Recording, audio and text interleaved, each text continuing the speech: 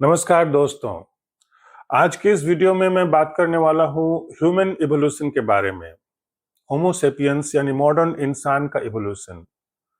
आपको जानकर हैरानी होगी कि आज से करीब 30,000 साल पहले होमो सेपियंस के अलावा और दो स्पीसीज इस पृथ्वी पर जिंदा थे और ये तीनों स्पीसीज करीब 40,000 साल तक एक साथ एक दूसरे के साथ मिलजुल कर रहे भी हैं और लड़े भी हैं, एक दूसरे को खत्म भी किया है और आगे भी बढ़े हैं। मुझे ऐसा लगता है कि रामायण और महाभारत में जो पात्रों जो अजीबोगरीब पात्र दिखाए गए हैं उनमें से कुछ इनकी कहानियां भी हो सकती हैं। इसके बारे में मैं अलग वीडियो बनाऊंगा। आज जिस विषय पर बात करना वो खास करके ह्यूमन इवोल्यूशन यानी हमारा जो क्रमिक विकास है वो कैसे हुआ इसके बारे में। तो बने रहिए इस वीडियो में अंत तक। अगर हम एनिमल किंगडम के बारे में बात करें, क्योंकि इंसान एक एनिमल ही है, तो एनिमल किंगडम के एकदम अंतिम शाखा पर मौजूद है इंसान। इंसान सबसे ज्यादा इवॉल्व्ड एनिमल है। इसे देखकर लगता ही नहीं कि ये एनिमल है। जो लोग साहित्य के लोग हैं वो मानना नहीं चाहते, आध्यात्मिक लोग तो मानते ही नहीं है, लेकिन विज्ञान ये कहता है कि ये ह्यूमन भी एनिमल्स के इवोल्यूशन के थ्रू ही आए हैं। तो एनिमल किंगडम, एनिमल क्लासिफिकेशन अगर हम करते हैं तो हमें शुरू में दो शाखाएं मिलती हैं। एक है इनवर्टिब्रेट्स का, जिसमें वो कीड़े मकोड़े जो स्पॉन्जेस या फिर आपको कुछ वो स्टारफिश वगैरह आएंगे। करीब करीब 95% एनिमल्स वो इनवर्टिब्रेट्स हैं। और दूसरा ग्रुप है वर्टिब्रेट्स। वर्टिब्रेट्स यानी जिसके मेरुदंड है। वर्टिब्रेट्स के अंदर जो कॉर्डाटा फाइलम है उसके अंदर ह्यूमन बीइंग आते हैं। कॉर्डाटा फाइलम को फर्दर क्लासेस में बांटा गया है। उसमें मैमल्स जो क्लास है, मेमेलिया, उसके अंदर ह्यूमन बीइंग आते हैं। मैमल्स उनको कहा जाता है जिनका एक्सटर्नल पिन्ना होता है, यानी बाहर में बाह्य कांड जो है ये होता है। उनका जो शरीर होता है वो रोम से ढका होता है और उनके जो बच्चे होते हैं वो बच्चा डायरेक्ट बाहर निकलता, अंडा के तौर पर नहीं। दूसरे जानवरों में, कई सारे जानवरों में अंडा पैदा होता है फिर अंडा से बच्चा निकलता है, इसमें वो बात नहीं है। यहाँ पर जो वोम्ब, मदर का वोम्ब यानी कि गर्भाशय में बच्चा पैदा होता है, वहां भ्रूण जो है बड़ा हो रहा होता है। जब वो बड़ा हो जाता है तो डायरेक्ट वो बच्चा ही बाहर निकलता है।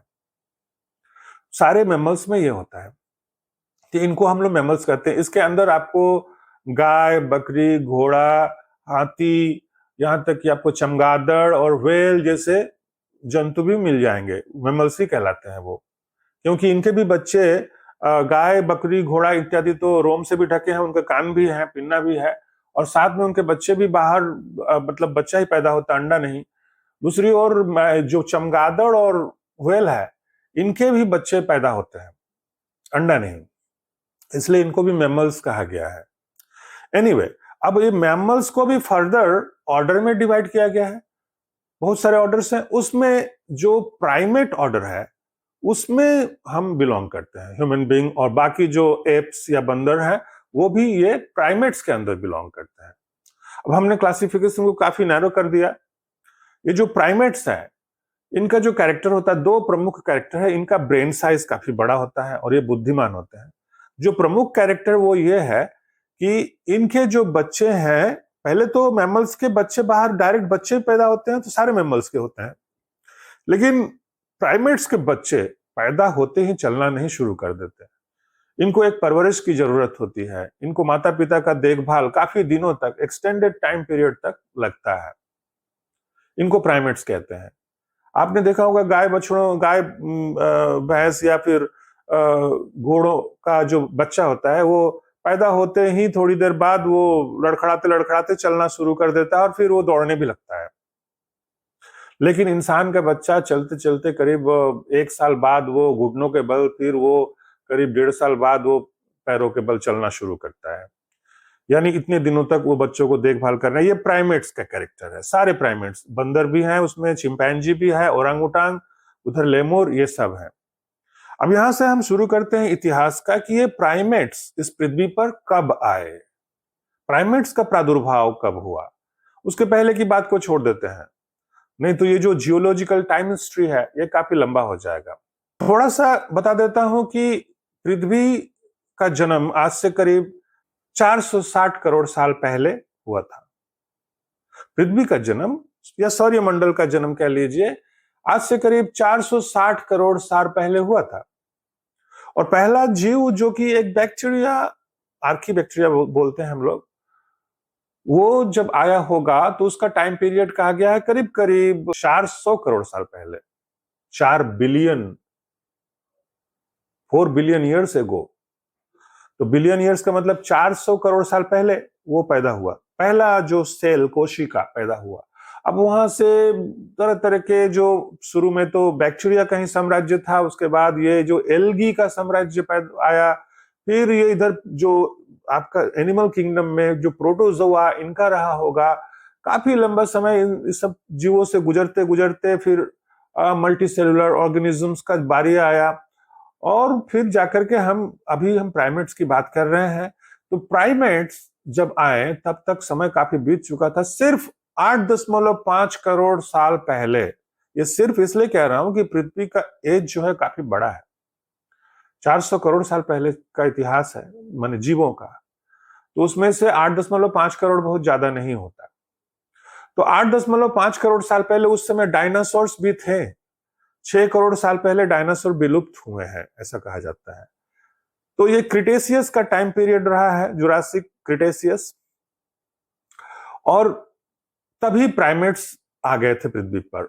उसके बाद प्राइमेट्स की 2 शाखाएं बन गई। एक शाखा को स्ट्रेप्सिराइनी बोला जाता है, दूसरे शाखा को हैप्लोराइनी बोला जाता है। स्ट्रेप्सिराइनी का जो ब्रांच है उसमें लेमुर आते हैं, गैलागो बोल करके एक एनिमल है वो आता है। दूसरी ओर जो हैप्लोराइनी है उसमें सारे एप्स और ह्यूमन बीइंग आते हैं।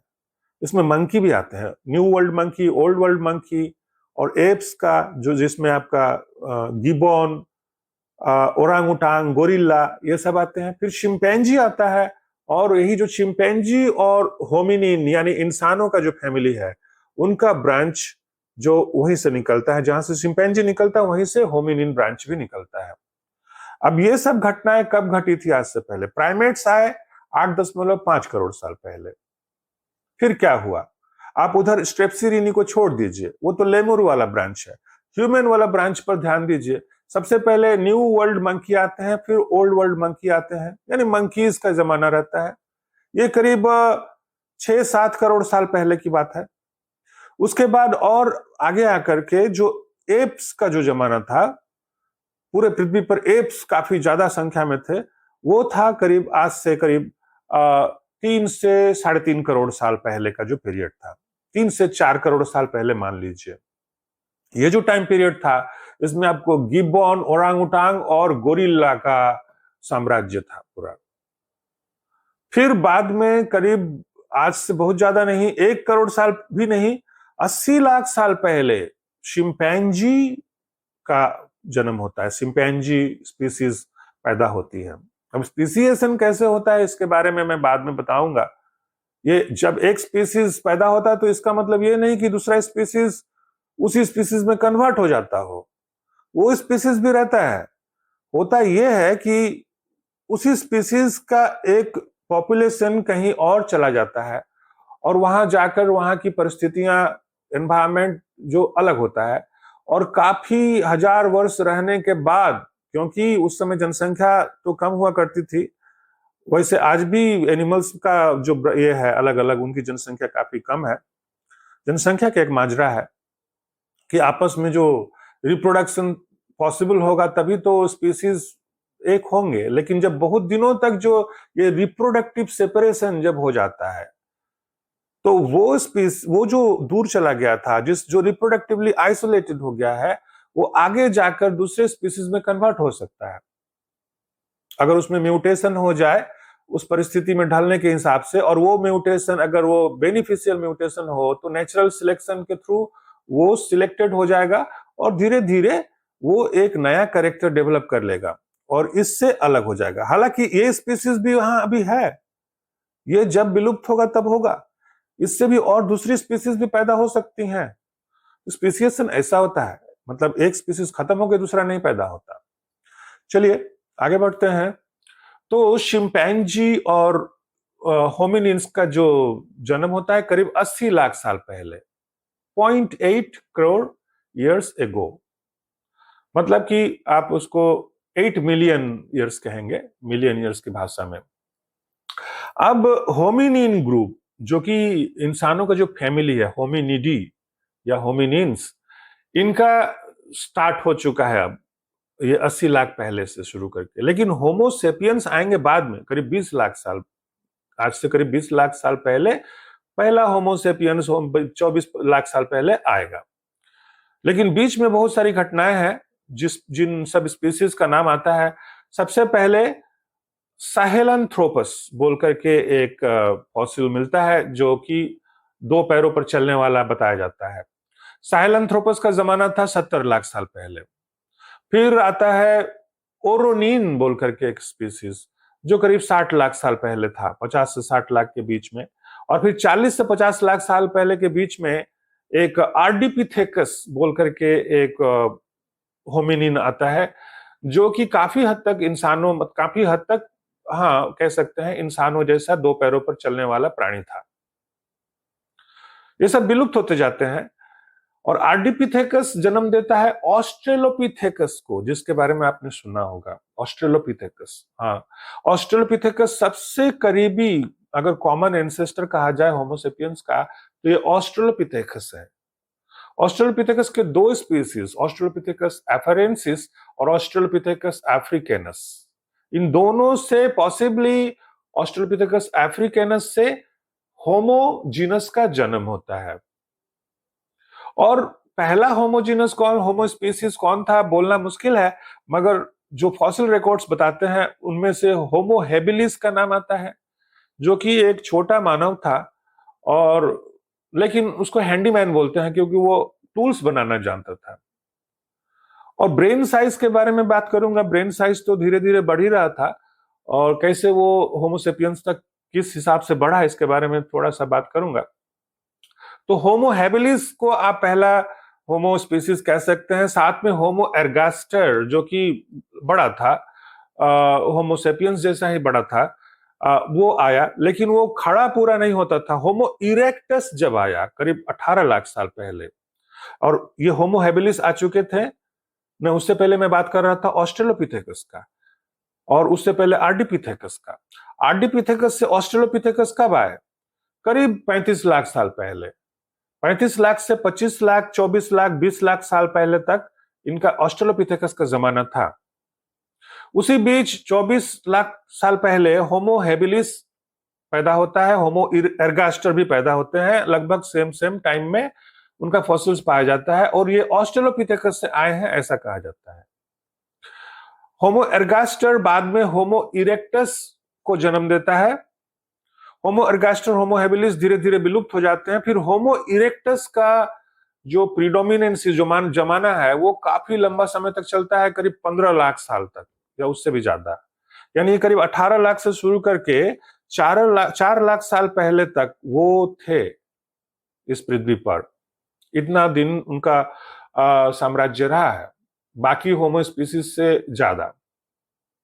अब ये होमो इरेक्टस नाम से ही जाहिर होता है कि ये इरेक्ट खड़ा होते थे, और इनका साइज, हाइट भी काफी अच्छा था, होमोसेपियंस के जैसा ही था, उससे ज्यादा ही था। अब इनसे होमो इरेक्टस से नेक्स्ट जो घटना घटता है वो करीब आज से करीब 8 लाख साल पहले होमो हाइडेलबर्जेंसिस नाम के स्पीसीज का जन्म होता है। होमो इरेक्टस से वो आते हैं। होमो हाइडेलबर्जेंसिस को होमोसेपियंस, होमो निएंडरथलेंसिस और होमो डेनिसोवा, इन तीनों का, जिनके बारे में मैं जिक्र कर रहा था शुरू में, ये तीनों का कॉमन एंसेस्टर होमो हाइडेलबर्जेंसिस है। तो होमो हाइडेलबर्जेंसिस हमारा पूर्वज, सबसे नजदीकी पूर्वज जो है होमो हाइडेलबर्जेंसिस है। होमो हाइडेलबर्जेंसिस 8 लाख साल पहले उत्पन्न हुआ, और करीब 1 लाख साल पहले तक वो भी रहा। उसके बाद वो विलुप्त हो गया। बीच में वो करीब 4 लाख साल पहले होमोसेपियंस को जन्म देता है, और करीब 3 लाख साल पहले होमो निएंडरथलेंसिस को भी जन्म देता है। और शायद और एक स्पीसीज है जो कि छोटा साइज का 3.5 फीट हाइट के जो मानव थे, उनके बारे में रिसेंटली 2016, 17, 18 में पता चला है। होमो नैलेडी, होमो नैलेडी, इनका ब्रेन साइज भी कंपैरेटिवली छोटा था और हाइट भी छोटा हुआ करता था। ये लोग, इनका फॉसिल मिला है साउथ अफ्रीका के केव्स के थ्रू। साउथ अफ्रीका के जो केव्स हैं वहां पर एक जगह से इनका हड्डी मिला, और वो केव का इंटरेस्टिंग कहानी है। उसमें घुसने का जो जो जो उसका जो मुहाना है वो काफी छोटा है और अंदर तक वो काफी दूर तक पतला सा चला गया है। तो जब पहली बार पता चला कि अंदर कुछ हड्डी है, तो वैज्ञानिकों ने, कुछ दुबले पतले वैज्ञानिकों की खोज की जो कि उस गुफा के अंदर जा सकते हैं, और ऐसा मिला भी उनको, जो अंदर जा सकती हैं। 2 लड़कियां मिली, कुछ साइंटिस्ट वुमेन और पुरुष भी, जो अंदर जा सकते हैं, उस साइज के होने चाहिए।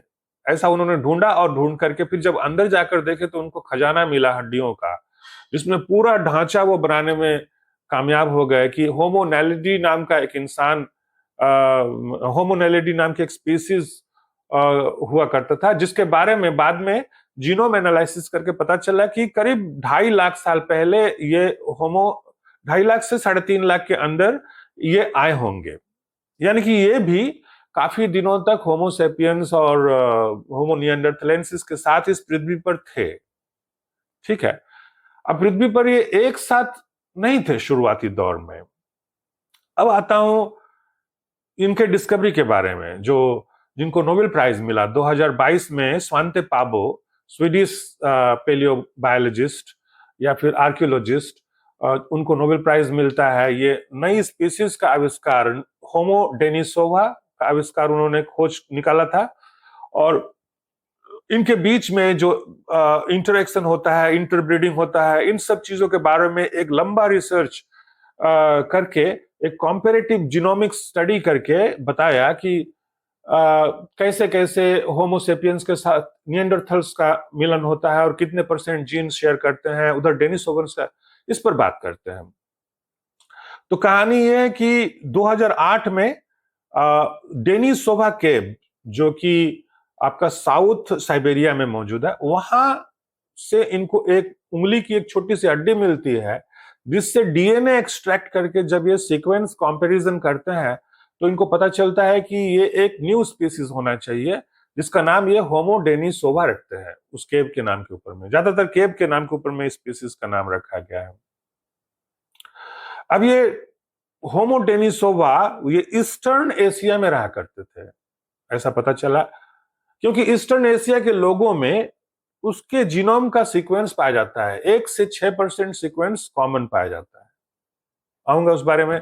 दूसरी ओर निएंडरथल्स, होमो निएंडरथलेंसिस, जिनके बारे में पहले से ही मालूम था काफी सालों से, वो उनका डिस्ट्रीब्यूशन था वेस्टर्न एशिया और यूरोप में, और जो होमोसेपियंस वो अफ्रीका में डिस्ट्रीब्यूटेड थे। अफ्रीका में इथियोपिया में पैदा हुए थे ऐसा माना जाता है। करीब 70,000 साल पहले ये अफ्रीका से बाहर निकलते हैं सेपियंस, और दूसरे देशों में ये घूमना शुरू करते हैं, माइग्रेट करते हैं। उस दौरान इनकी भिड़ंत निएंडरथल से भी होती है, दूसरी ओर डेनिसोवन से भी होती है। इसीलिए होमोसेपियंस, आज के जो होमोसेपियंस हैं, उनमें निएंडरथल्स का 1 से 4% जीनोम और डेनिसोवन्स का 1 से 6% जीनोम सीक्वेंस मौजूद है। ये इस बात को दर्शाता है कि उनके बीच में इंटरब्रीडिंग हुआ करता था। अब जब मैंने खोजा कि इंटरब्रीडिंग तो स्पीसीज के अंदर नहीं होते, तो पता चला कि जो भी स्पीसीज अभी नए नए बने हैं उनमें इंटरब्रीडिंग पॉसिबल है। इनफैक्ट ये स्पीसीज है ही नहीं, ये अभी सब स्पीसीज लेवल पर है, इसलिए इनका नोमेनक्लेचर कुछ इस तरह से होता है: Homo sapiens sapiens, Homo sapiens neanderthalensis, Homo sapiens denisova, like this.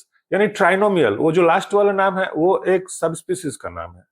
ये स्पीसीज बन जाएंगे आगे जाकर अगर जिंदा रहते तो, लेकिन ये विलुप्त हो चुके हैं। डेनिसोवा करीब 30,000 साल पहले विलुप्त हो चुका, और निएंडरथल्स करीब 24,000 साल पहले। अब मेरा यहां मानना थोड़ा भिन्न हो रहा है कुछ ये पौराणिक गाथाओं से जब इनको जोड़कर देख रहा हूं तो कुछ और कहानी निकल कर आ रही है, जिसके बारे में मैंने शुरू में बोला था कि बाद में वीडियो बनाऊंगा, और उसको बाद में बनाने की कोशिश करूंगा। वीडियो बनाना आजकल थोड़ा डिफिकल्ट हो गया है, ज्यादा बिजी रहता हूं दूसरे कामों में। एनीवे, तो अब हम अंतिम पड़ाव पर हैं। ये जो इनके साथ जब इनका मिलन होता है, निएंडरथल्स का सेपियंस के साथ में और डेनिसोवन का, तो फिजियोलॉजिकल कुछ चेंजेस दिखाई देते हैं होमोसेपियंस में। आज के होमोसेपियंस, जो कि आप तिब्बत के लोग और मलेशिया के लोग, खास करके तिब्बतन्स जो हैं, उनमें डेनिसोवा का करीब 6% जीन सीक्वेंस कॉमन पाया जाता है।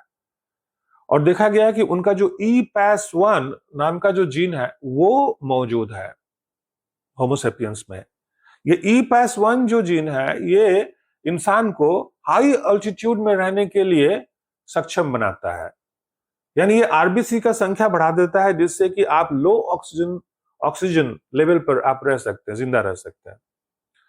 क्योंकि डेनिसोवन्स हाई ऑल्टीट्यूड पे रहते थे, और वो साइबेरियन रीजन में रहते थे जहां पर ऑक्सीजन की कमी रहती थी, तो वो वाले जीन इनमें घुस गया है होमोसेपियंस में, और जो हाई ऑल्टीट्यूड में रहने के लिए एडेप्टेशन एक किस्म का ये जीन देता है। दूसरी ओर निएंडरथल से जो जीन एक्सचेंज हुआ, उसमें जो 4% के आसपास, 1 से 4% जो जीन होमोसेपियंस में पाया जाता है, उनमें उनके चलते होमोसेपियंस में इम्यून रेस्पॉन्स बढ़ गया, ज्यादा पैथोजन के अगेंस्ट लड़ने की क्षमता उनमें पैदा हुई। हो सकता है कि निएंडरथल्स पहले ज्यादा पैथोजेंस को फेस कर रहे होंगे वहां जो ट्रॉपिकल रीजन में, हालांकि अफ्रीका भी ट्रॉपिकल कंट्री है। तो ये फिजियोलॉजिकल चेंजेस जो ऑब्जर्व किया जाता है because of the transfer of those genes, उनके चलते कहा गया है कि सेपियंस में ये है।